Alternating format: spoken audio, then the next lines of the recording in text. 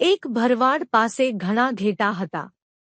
આસપાસમાં દીપડાનો ત્રાસ હતો, એથી ઘેટાને સાચવવા માટે એણે એક શિકારી કૂતરો રાખ્યો હતો.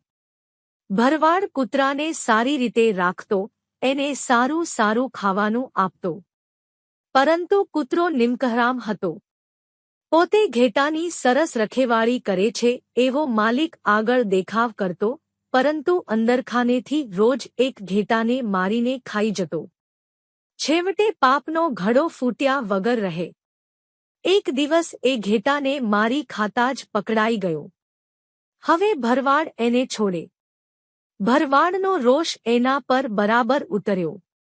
એણે કૂતરાને ગળે ફાંસો નાખ્યો. પછી એને ઝાડની ડાળીએ લટકાવ્યો અને જાડી ડાંગ વડે બરાબર ફટકાર્યો. મોતની ઘડીઓ ગણાઈ રહી હતી ત્યારે કૂતરાએ ભરવાડને આજીજી કરતા કહ્યું, માલિક, આપે મને ઘણી શિક્ષા કરી. તમારો જૂનો નોકર ગણીને મને હવે છોડો. પેલો દીપડો તમારો કાયમી દુશ્મન છે, છતાં તમે એને આટલી ક્રૂરતાથી મારતા નથી. કૂતરાના વચનોથી ભરવાડ વધુ ગુસ્સે થતા બોલ્યો, નિમકરામ કૂતરા, દીપડો તો મારો ખુલ્લો દુશ્મન છે, જ્યારે તું તો હુરપો દુશ્મન. છુપો દુશ્મન તો પેટમાં પેસીને પગ પહોળા કરે. તને વિશ્વાસઘાતની સજા થવી જ જોઈએ.